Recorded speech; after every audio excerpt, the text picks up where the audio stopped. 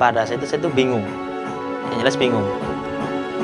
Jadi diumpamakan kayak seperti bayi baru dilahirkan, dia kan bingung. Saya harus bagaimana gitu. Seringkali manusia menghargai kenikmatan yang dimilikinya justru setelah nikmat itu hilang. Persis, itulah yang aku alami. Kadang nanya juga. Sungguh aku baru menyadari bahwa kemampuan melihat adalah anugerah Tuhan yang agung. Setelah nikmat itu dicabut dari kedua mataku, barulah aku tersadar betapa beruntungnya aku selama 25 tahun dapat menikmati mata yang normal. Pasti pada Tuhan ya. Kalau kepada orang lain nggak bisa salahkan kan.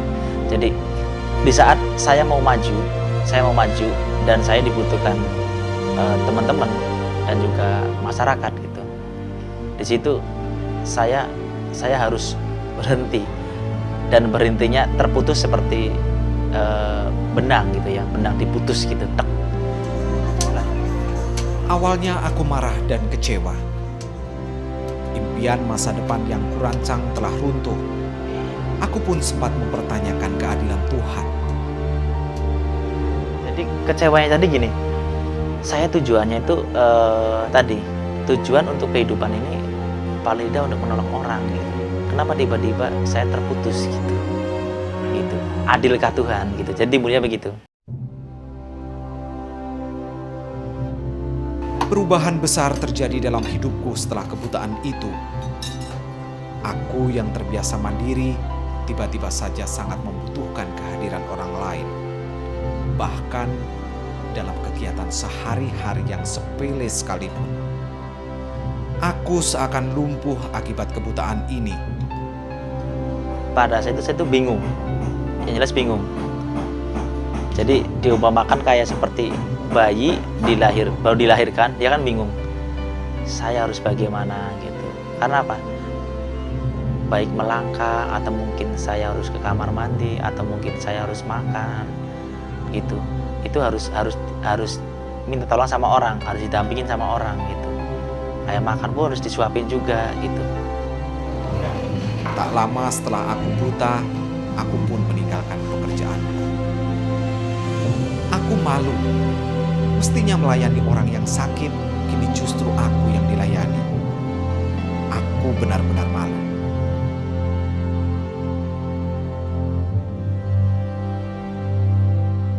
Maklah yang aku rasa paling berjasa dalam proses penyesuaianku dengan kebutaanku.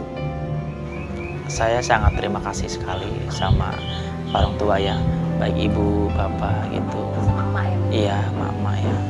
Jadi mungkin pengorbanan dia itu tidak bisa dibeli dengan apapun gitu. Sangat tinggi sekali gitu. Sehingga saya bisa mandiri, saya bisa hidup kembali, saya bisa bangkit kembali karena mereka gitu.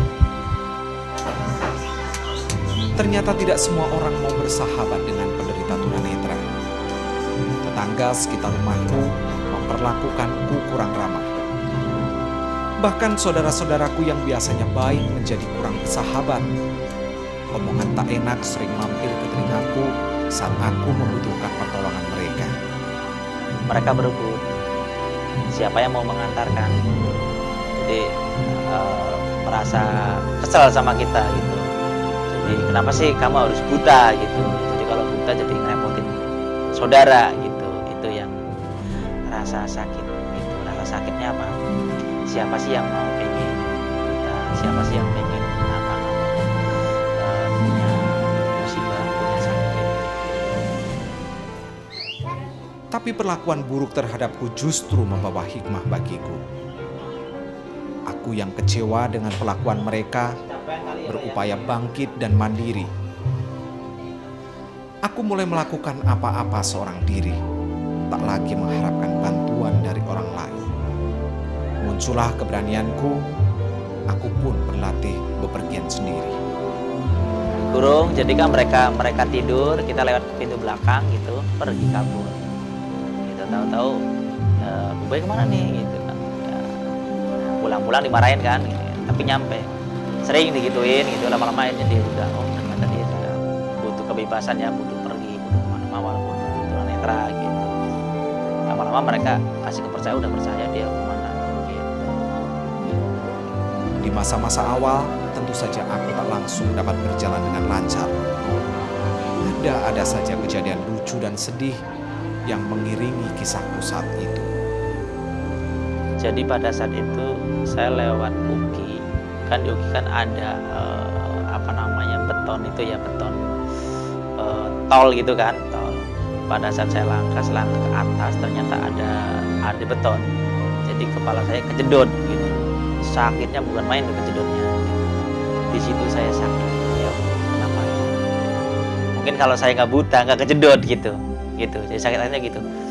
Tapi lama-lama juga udahlah, mungkin ini ujian buat saya, jadi lebih hati-hati gitu.